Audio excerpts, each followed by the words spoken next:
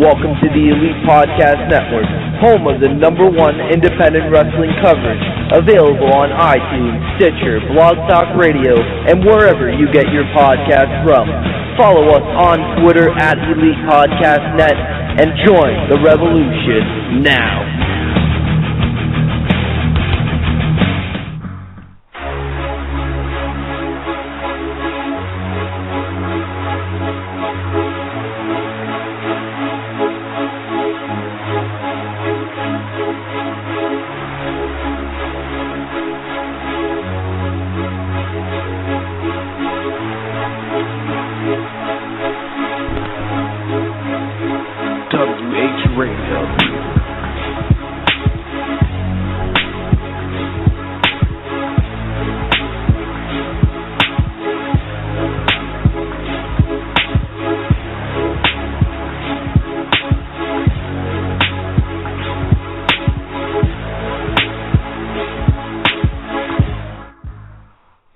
Welcome back, ladies and gentlemen, to Wrestlingheads Radio. You got Skits, and I'm live here with my co-host, Tom. What is going on, man? What's going on, man? How you doing? Shit, your boy had a little botch, show was supposed to start a little early, but it is what it is. We're here now, and we got a pretty big show here today. Yeah, I got a big guest coming on, lots to talk about, a lot of wrestling going on this weekend, and lots of interesting stuff going on within the world of pro wrestling as well. Yeah, we're gonna have Ring of Honor star Donovan Dijak. He'll be joining us in a bit, but in the meantime, me and Oscar, excuse me, not Oscar. I'm so sorry, Tom. Me and Tom will talk some wrestling here. A lot of shit that's been going on. Some of our favorites have been shown on NXT. Johnny Gargano and Tommaso Ciampa. What else has been going on in the world? Chikara just got finished. The King of Trios, which I said that the finals will be Bullet Club versus the AAA team. Yeah, I heard it was crazy. I mean, that's, if you're a booker, you have to do that. Like, there's no other way. Like, you gotta book the two, biggest teams in there. Yeah, I heard King of Trios was a really good weekend. I heard it sold out like all 3 nights, like 1,000 people plus each night. So Chikara, doing some good things over the weekend, and unfortunately, Ultraman Black, who wrestles for Chikara, has been there since practically day one. He had to retire. He announced it on Twitter. So hopefully we still see him in Chikara, but a good weekend. Yeah, definitely. And I know, Tom, you weren't here on the show Monday, but before we call Donovan, give us your thoughts on Raw. I know pretty sure some of the fans out there want to hear your thoughts on what you thought about this past week's Raw. Just give us a short, your short thoughts. I mean, it was just another bland episode. There was nothing really too exciting. I don't know. There was nothing on there that really grabbed my attention besides New Day, of course. It's the same people each week that make the show good, and that's New Day, Dudley's. They're starting to make the show interesting. Cesaro, Kevin Owens, and that's basically it. And then Cesaro was made to look like a fucking idiot on Monday Night Raw when Big Show decided to punch him out. He looked like a complete geek. But other than that, a pretty uneventful Raw, and there was a reason where Raw got its lowest rating of the year, I believe. It's just because it's a bland show. There's nothing on it. Yeah, and just for a reminder of those out there, next week on Monday Night Raw, it's two title shot matches. You got Charlotte, former NXT Women's Champ, going against the current WWE Divas Champ, Nikki Bella. Your thoughts on Charlotte getting that shot before Nikki probably becomes the all-time Divas Champ? It's with interesting. the longest, what I mean by long time reigning, that's what I meant. Yeah, it's interesting. It's going to be interesting to see what they do, but, I mean, this whole Divas Revolution has, it is... I kind of feel like it's changing a little bit. Yeah, it's just like this whole Divas Revolution, like, I don't know if it's going to be a good match, but I think the whole point of this is that so many fans have just lost interest in the Divas because of how they've been booked over the past month. All these stupid segments, all these, stupid tag matches. It's just... Well, I feel like they're starting to separate them because if you notice, you have another feud going on with Sasha Banks and Paige, which is like more interesting than the title one. Yeah, and not to say that's the way it should be, but that's not the way it should be. The title match should be the most interesting feud. And right now, nobody really gives a shit about Nikki Bella versus Charlotte, number one, because a lot of people like Sasha Banks and even Becky Lynch, I think, more than Charlotte. So I think she was the wrong person to give the title shot to. And this whole, Nikki Bella title reign thing, nobody cares about it because everybody knows WWE is doing it just to spite AJ Lee. That's the only reason. Yeah. Yeah, so people are turning against it.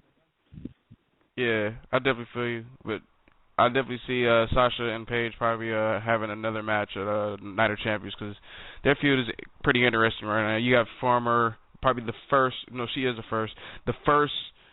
Women's Champ Paige going against probably one of the best NXT Women's Champs, which is Sasha, which makes perfect sense. Another thing I want to mention, you got the WWE Tag Team titles on the line. The New Day put their titles on the line. They're going to be going against the Primetime Players in a rematch, which myself, on Monday, I said I see a no contest, and it's going to be a three-way with the Dudleys, PTP, and New Day. Yeah, that kind of looks like what it's going to be. I don't know. It's just kind of like I'd rather see a one-on-one thing kind of go on. This whole multi-man tag matches that's been going on. You can't really do it. Like, it should be just Dudleys versus New Day. Like, it's no offense to the Primetime Players, but they really kind of shouldn't be in there, in my opinion. But, we'll have to see how it goes. Yeah. I know we're on the WWE topic, but people will be getting to more independent talk as soon as we get done with the interview with Donovan Dijak.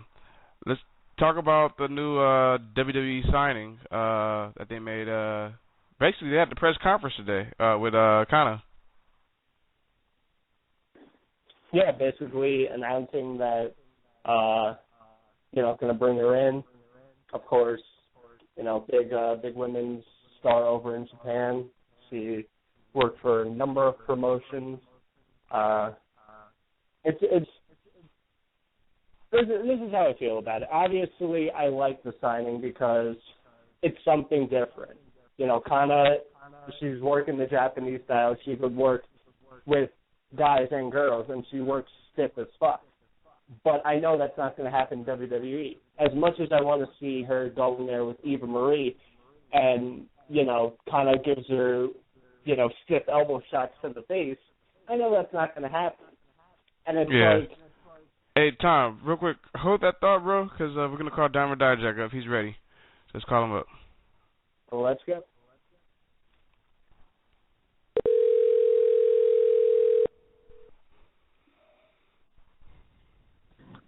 Hello? Donovan Dijak. Yes, hi, how are you? How's it going? This is Wrestlingheads Radio. Thanks for coming on, man. Yeah, no problem. Thanks for having me. Ladies and gentlemen, this is part of the House of Truth. We got Mr. Donovan Dijak. For those that are not familiar with him, he's part of Ring of Honor. You can catch them every week on Destination America on Wednesdays. I'm not exactly sure what time because I'm on the West Coast. What's the time on the East Coast? It's 11 p.m. Eastern, 10 Central. Yeah, definitely. Just want to introduce you to my co-host also, Donovan. How's it going, Donovan? What's up? How are you? I'm doing excellent. How about yourself? Oh, very well. Just getting ready to watch the Patriots game. All right. I hope we don't have to start off this interview by you saying you're a Patriots fan. Yep. I've been born and raised a Patriots fan. Very proud of it. And everyone else who doesn't like the Patriots can suck it. Oh. I mean, all right, I'll say this. You know, the Giants got their 2 Super Bowl victories over the Patriots, so I'll take it. Sure did. They sure did. They beat the hell out of us. It's funny because Tom, he's actually from New York, so that's why he's talking his bullshit over there. But let's talk some wrestling here. I know you mentioned Boston. We had a couple which I like to call the Boston Strong Team, like guys like Hanson, Matt Taven on here. And I believe also Biff Busick also told us that you guys all like train together. Talk to us a little bit about like how you got in the contact with those guys and started training.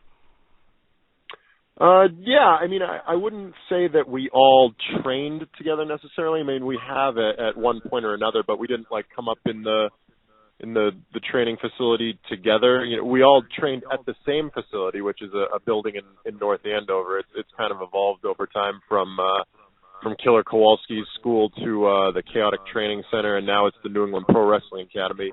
Hanson actually was one of my original trainers. He was one of the 2 head trainers at the school when I first started. Now the main trainer is a guy by the name of Brian Fury. And both of them also had a hand in training. Biff. Who else did you mention? Matt Taven. Oh, Taven. Yeah, Taven was actually around the school a lot. I mean, he wasn't a trainer per se, but he was a guest trainer very, very often, especially early on in my career. So I definitely learned a lot from him. Guys like Tommaso Ciampa, who trained at that facility when he was first, coming through the ranks under Walter Killer Kowalski and Mike Hollow, back when it was the Chaotic Training Center and Killer Kowalski's school. So he was a guest trainer a lot there. It's really an impressive group when you think about it. Not necessarily just based on what we've accomplished, but just the way that the area, I guess, the New England area has been able to sort of manufacture these products, and it's definitely back to the roots of everything between Walter and Steve Bradley, some of the guys like Brutal Bob Evans in the area. It's definitely an area that has produced a lot of talent. Now you see guys like Mike Bennett as well, being produced from those guys originally. So, and then you have the up and coming group of guys like myself and Mikey Webb, who's been featured on Ring of Honor television, and guys like Cam Zagami and Anthony Green, who've also been on Ring of Honor television. So it's definitely a very exciting time. I mean, it's always been an exciting time, I guess, for the New England crew, or what do you call it, the Boston Strong crew? Yeah, it's always been an exciting time. So right now is also included. It's funny because I believe when we had Hanson on here, like I mentioned, like majority of the folks, maybe it's probably everybody that has won the top prospect tournament are all from Boston. Yep, that would be. I think there's 4 of us, and I think we listed all Mike of them. Bennett, there's the inaugural winners, Mike Bennett, and then Taven, right, and then Hanson, and then me. Hanson, we're all from New England. That's crazy. I don't know if like you guys like keep track of like stuff like that, but that's pretty dope though. Yeah, it was fortunate to kind of work out that way in terms of when we all happen to be breaking into Ring of Honor, and who knows, maybe next year will be the 5th. I'm sure we'll have someone from New England in the top prospect tournament anyway, so we'll see how they do. I'm definitely looking forward to that. I'll pass the question on to Tom there. Go ahead, Tom. Yeah, obviously, a lot of people know you for winning the top prospect tournament and then joining the House of Truth with Truth Martini. And it's very interesting to me because I look at Truth Martini, and not just in independent wrestling, but I think in wrestling in general, there's been such a lack of managers. And Truth Martini over the past, I'd say, 5-6 years has kind of been at the forefront of what a wrestling manager was and what a wrestling manager should be. Talk about, being aligned into the House of Truth, because we've seen, what Truth Martini has done with guys like Michael Elgin, Roderick Strong, and now even Jay Lethal. Yeah, it's really a fortunate position for me to be in, to be around a guy like Truth Martini, just the wisdom and the knowledge that he has, because I mean, even outside of professional wrestling managing, he's a trainer. He trains at the I'm going to get the name wrong, but it's something like the House of Truth Wrestling School in Detroit, and he's produced a lot of great wrestlers from that facility. So just learning, technical stuff from him is also huge. He does a lot. He trains a lot at the tryout / seminar camps that Ring of Honor runs, that anyone can attend. Anyone who's trained can attend, I should say. And I learn a lot from him. I've been to 3 or 4 of those. And then just things in the back and things while we're out there. And more importantly than all of that, I think, is just the presence, sort of being around that larger-than-life presence that both he and Jay Lethal emit. It's really something that needs to be experienced in order to sort of, I don't want to say replicate it, because that's an unfair term, but to emulate it maybe, just to also have that presence is something that's so important for anyone in professional wrestling. So to be kind of engulfed in that right from the get-go in my tenure in Ring of Honor has been really fortunate for me. Do you think it kind of helps jumpstart your career when you're aligned with a manager like Truth Martini? Because like I said, I feel like Truth Martini, is so underappreciated because we don't really have as much managers anymore, I should say. And he just really reminds me of an old school 80s, 70s type manager that those guys helped young guys get to the top. And I feel like that's what Truth Martini is really doing for guys like you. Yeah, it's definitely a great platform for me. Does it help in terms of a jump start? Yeah, I mean, it definitely makes the segments that I'm involved in more meaningful. Obviously, right from the get-go. I mean, just coming into a company cold, with not a ton of, I guess. What's the word? I don't have a lot of the word that's coming to my mind is steam. That doesn't really describe what I'm trying to talk about. But a lot of people don't know who I am when I started in Ring of Honor. So if I had matches right off the bat, they would have been a lot colder. But now I'm kind of involved in the House of Truth, so Lethal's out there, and I'm being involved in title matches right off the bat. Right on my first show, right after I joined the House of Truth, I was involved in in a title match, not myself in the title match, but I was interfering in title matches and things like that. So it brings a little more not prestige, but I guess importance to the character, I guess. Right off the bat, it's not just, hey, I got to start this singles run and build from scratch, and people don't care about the first couple of years of my career. It makes my character and my presence a little more important right off the get-go, because right off the bat, even before I've wrestled in a match, I've already had a direct impact on the heavyweight title scene and the TV title scene. So I guess it gives a little more credibility, and jumpstart might be the proper term for it. So yeah, I would say that's accurate. Definitely agree, and it's definitely been one of the most, I think, enjoyable things is the whole House of Truth thing, and then you aligning in it. So it's been, I think, great stuff since day one. Thank you. All right, Skits, back to you, man. Yeah, real quick, I just want to jump and talk about the promotion, Chaotic Wrestling. I have a friend that actually attends those shows, and he talks a lot of good stuff about it. For those that have never heard about Chaotic Wrestling, can you tell us a little bit about it? Because I know you are a former Chaotic heavyweight champ. Yeah, so Chaotic Wrestling is a company that's been running in Massachusetts since the early 2000s. It's a company that's closely associated with the school that I was just talking about. It always has been, which I alluded to earlier when I called it the Chaotic Training Center. That's when it was directly associated with Chaotic Wrestling. Now we have a working relationship with Chaotic Wrestling. It's still my home promotion. It's the promotion that gave me my first set of shows and opportunities and things like that. So I'll always be thankful for that.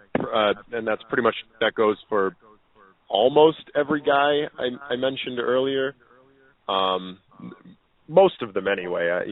Biff got his start in Chaotic Wrestling. Hanson got his start in Chaotic Wrestling. As far as I know. I mean, these are all guys who have participated in Chaotic Wrestling at one point or another.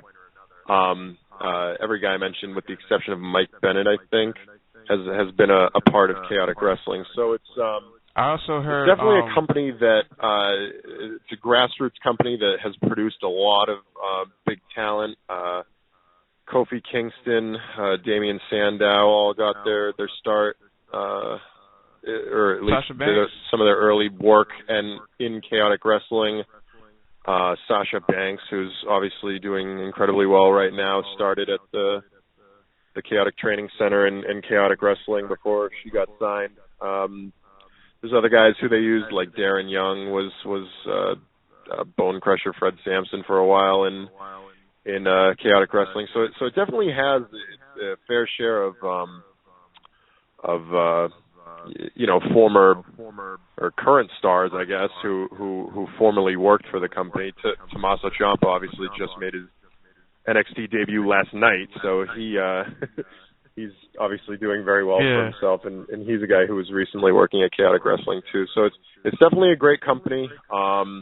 We take pro wrestling very, very seriously in Chaotic Wrestling, and there's a lot of guys there who've been there for a long time too, and even though they maybe never necessarily got the breaks that others did, they still they're still some of the best wrestlers in the country, and they everybody works their asses off to put on the best show possible, and the crowds are definitely into it. It's usually more of a family oriented crowd, but there's definitely some I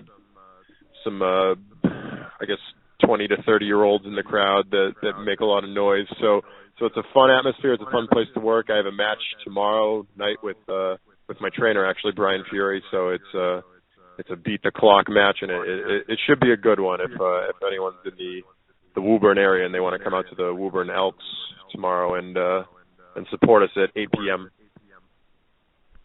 Yeah, folks, make sure you guys show some love out there and go watch the match. Also, I see that you're about to be working with Beyond Wrestling. You'll be going to get Andrew Everett, which is, should be also a big card too. It's got guys like Ricochet on there, just like you mentioned. You got Mike Bennett on there, and Taven, and also we can't forget Maria. So pretty stacked card here. Yeah, Beyond Wrestling is a great company that at the beginning of this year really started to give me some of the best matches that I've had, sort of put me in positions, I guess, to have some of the best matches that I've had in my career. Right out of the gates, I mean, I was doing some stuff on their smaller shows, the secret shows, and they gave me guys like Busick, Fury, Shinron, Mikey Webb. So it was all a great platform to show what I could do. And then once I started getting on the FET shows, the big shows in Providence, Rhode Island, I think my 4 matches so far have been Eddie Edwards, Biff Busick, Brian Fury, and CJ Parker. So there's been no lack of talent on the across from the ring. So I've been very fortunate in that company to be put in the situation that I've been in. And next show, I don't have the date in front of me, but it's called Powder Keg. And it should be 27th, yeah, of September, right? Yeah. Yeah, so that's Sunday. That's in Somerville, actually. It's our debut show in not in Massachusetts, but in that venue. I'm pretty sure it's the debut show in Somerville. So that's me against Andrew Everett, who's obviously one of the premier wrestlers and high flyers in the world. So it should be a great contrast of styles. We're definitely gonna put on the best match possible. And it's been a real exciting run in Beyond Wrestling for me, and I hope for it to continue, obviously. Definitely. Tom, go ahead, man. Yeah, I definitely can say that Beyond Wrestling is doing great stuff right now. They have 2 shows on the 26th in Rhode Island and, of course, the 27th in Massachusetts. So if you're in the Northeast area, guys, head on out. It's well worth the trip, well worth the money. I want to switch back to Ring of Honor for a little bit. Obviously, you talk about being brand new there. Are you still kind of getting adjusted to being, because Ring of Honor is not just, I think, an independent promotion anymore, because they're on pay-per-view, they're on national TV, they're doing great stuff with Sinclair Broadcasting, they're all over. For a guy who's kind of brand new to this, is there still any nerves that you're still kind of working at, or are you kind of just, like, ready to go out there and show the world what you can do? There definitely was an adjustment period, I'd say, the first, I don't know, maybe 5 or 6 months. Definitely up until the match that I just recently aired on TV that I had with, it was a singles match with Roderick Strong. I think that was definitely the match that gave me the confidence, I think, and now I feel like I can go out there and really sort of be more of myself, and you're more of my myself as my character, I guess. And the last couple tapings have been a lot more comfortable for me. So I really think, and I wouldn't say this if I didn't mean it, but I really think that I'm ready to sort of break out in Ring of Honor. Hopefully the matches or the work, I guess, will reflect that. But I'm hoping to start to get some more high profile matches on some house shows where I can really show people what I'm capable of, and then the iPay-per-views and the pay-per-views, obviously. And I think this upcoming 6 months is going to be a really huge stretch for me, where I can finally start to show people, I guess, across the nation what I'm capable of. People locally, they already know. The Beyond Wrestling fans, the Chaotic Wrestling fans, Northeast Wrestling, which I'm wrestling for a couple times this weekend against Matt Hardy on Saturday, and a kid from our school, Travis Gordon, on Sunday at a fair in Connecticut. The Saturday show's in Williamsport, Pennsylvania. I think the people along the East Coast already know what I'm capable of, but the rest of the nation just kind of sees me as the House of Truth lackey with a couple of decent matches under my belt. I don't think they really know what I'm capable of, and I feel like right now in Ring of Honor especially, I'm getting ready to get into a series of sort of showcasing events where I can really start to show the Destination America crowd and the Sinclair Broadcasting crowd, and even the people who watch online across the world can really start to see what it is exactly that I am capable of. Yeah. Definitely. Go ahead, Austin. I didn't skip. I was just gonna get into it because I know that Ring of Honor and New Japan are actually gonna be doing shows, and I know Jay Lethal is gonna be he's gonna be putting his title on the line out there. Is there a possibility maybe we'll see you out there too? I don't know. I don't. As far as I know, I don't think they've set any of those bookings in stone. Even Lethal himself, I know they've. I think they just recently said that the World Ring of Honor title will be defended in Japan. I mean, that's not necessarily implying that Jay Lethal will be the World Ring of Honor champion at that time. He obviously has some big matches coming up against Kyle O'Reilly and then some other title defenses. So I don't think anybody knows who's going to be over there. Obviously, I would love to be a part of that, but I think a lot of that is going to determine on my performance, to be frank, over the next couple of months, and we'll see what works out and whether or not there's any sort of demand for me.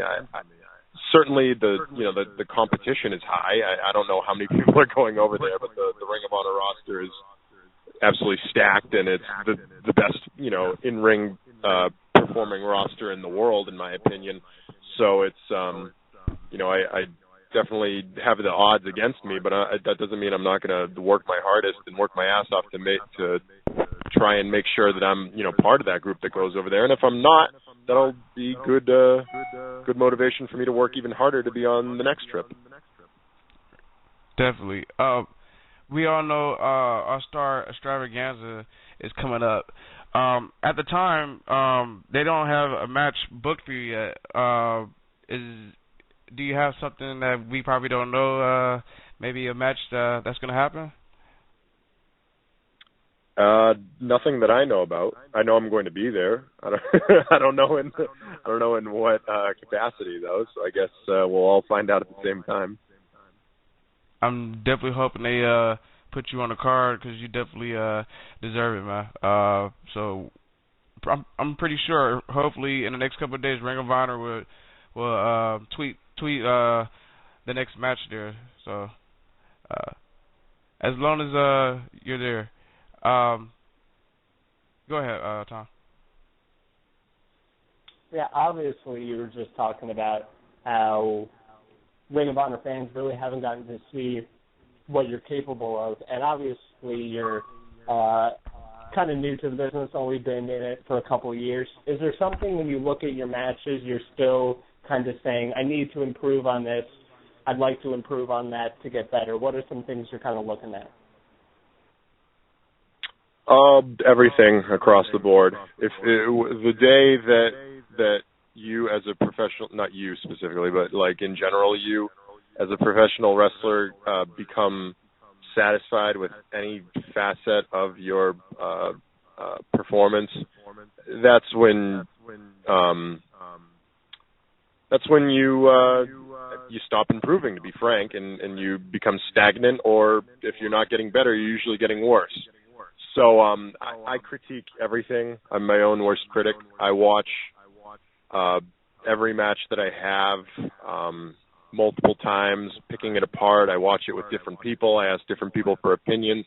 I try to get opinions from experts. I try to get opinions from just casual fans. I try to get opinions from people who aren't even casual fans, because a lot of the pro wrestling audience is just people who are flipping through the channels who've never seen it before, and I need to be able to attract that audience too. So I take bits and pieces from everything, everyone. I watch with a very critical eye, picking apart everything from offense to selling to footwork to facials to presence to charisma, speaking ability, promo ability, physique, presentation, gear. What else? Technical ability. Do things make sense? Is it a good story? Am I a good storyteller? Is there proper psychology? Those are the things that I look at, and the things that I look for in terms of feedback that I'm getting from other people. And there's no one facet of it that I'm perfect at. There's definitely parts that I feel I need to improve on more so than other parts.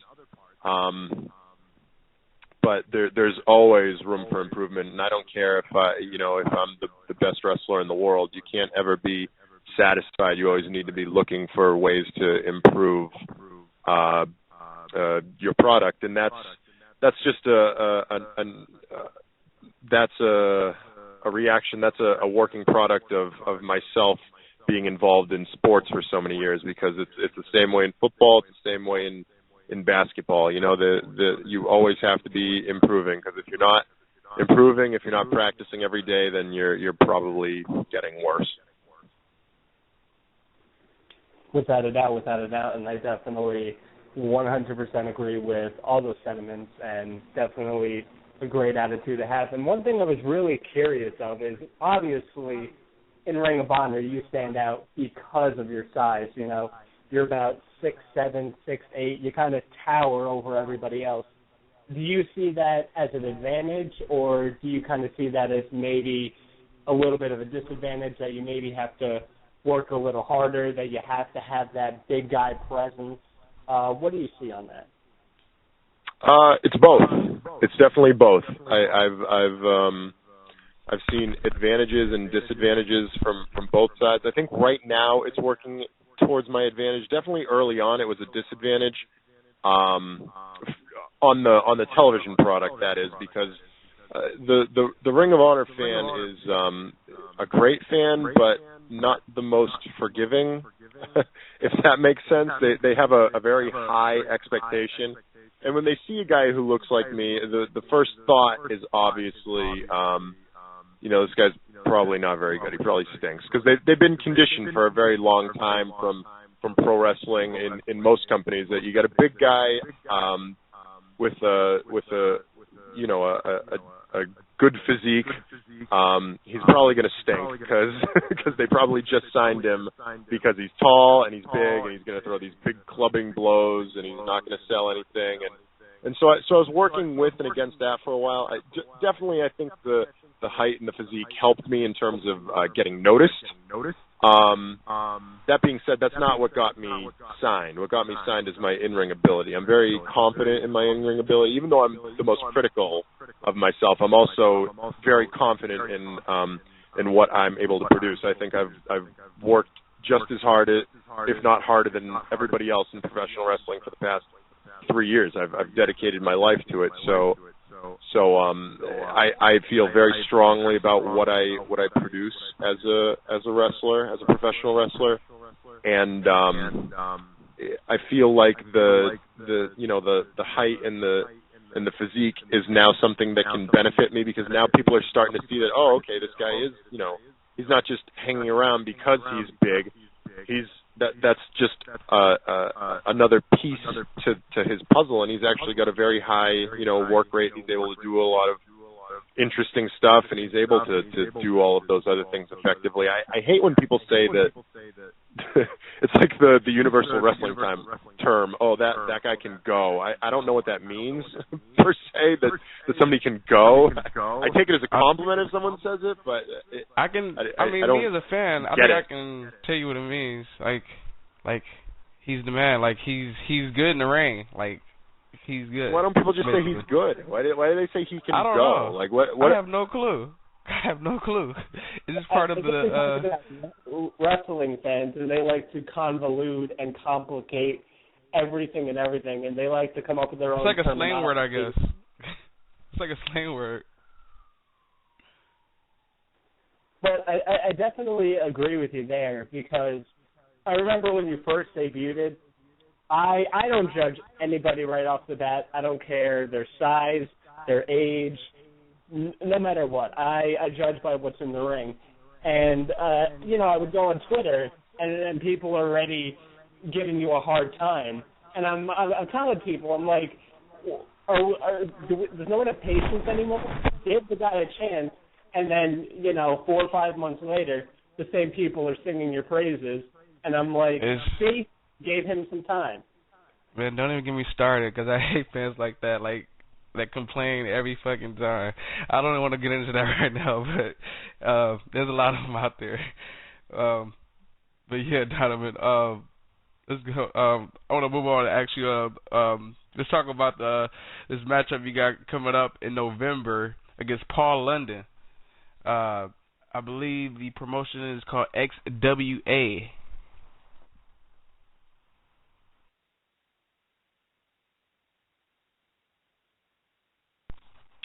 Hello, guys. Are you there? Yeah, my bad. My mic turned off. Sorry about that. Donovan? Hello? Is he still on the line? He's still there. I'm not sure what happened, though.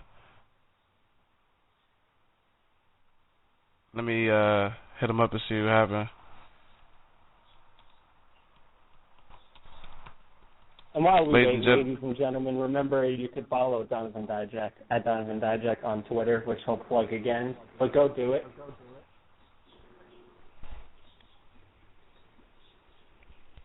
Okay. I'm going to call him back.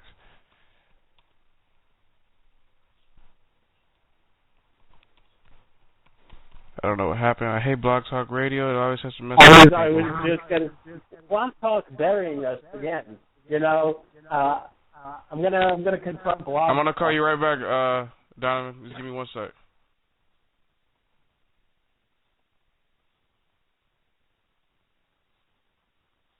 And while we are waiting, ladies and gentlemen, head on over ProWrestlingTees.com/Donovan Dijak and ProWrestlingTees.com/WrestlingHeads. While we're waiting, go pick up a couple shirts. It'll make you look good. If you're a guy, I guarantee you'll pick up some ladies with it. I guarantee it. Oh, my God. I swear I hate Blog Talk. I really do. Don't tell me this fucked our show. I really fucking hate this shit. Fucking son of a bitch. They really fucked us, bro. Oh, hold on. There he is. Donovan? It says he's online. I'm not sure if he hears us. Tom, you still there?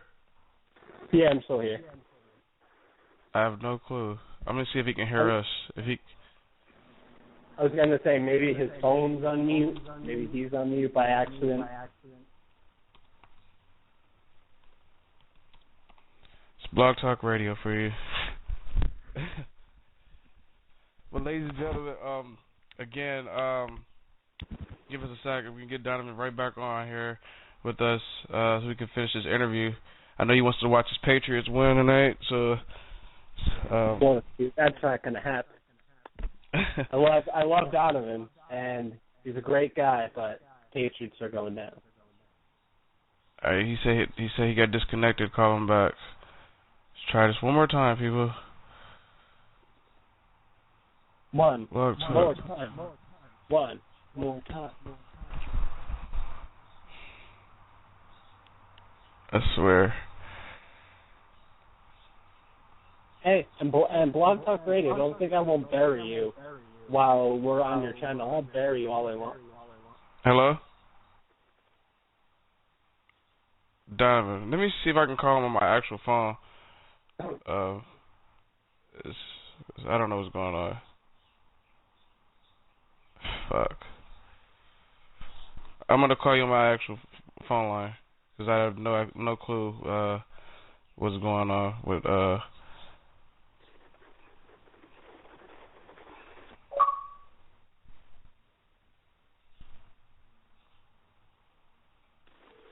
Once again, ladies and gentlemen, we want to thank you for being patient with us. Donovan? Yeah, what's up? I have no clue what happened to Blog Talk Radio. For some reason, I don't know. Can you hear us, though? Yeah, I can hear you now. Okay. I'm going to see. I'm going to do the interview over my phone because for some reason when I call you on the Blog Talk channel, it won't, have you on there. Like, we can't hear you for, nothing. Oh, okay. That's fine. I just wanted to, my last question was about the match for you and Paul London. Yeah, that's XWA upcoming. Oh gosh, I don't know the day for that one either. I'd have to look at my calendar, but yeah, I have XWA coming up. I want to say the 20th, and then against David Starr, and then I have Paul London for their big show in October or November. Definitely. For the folks near XWA. XWA, yeah, it's in Rhode Island.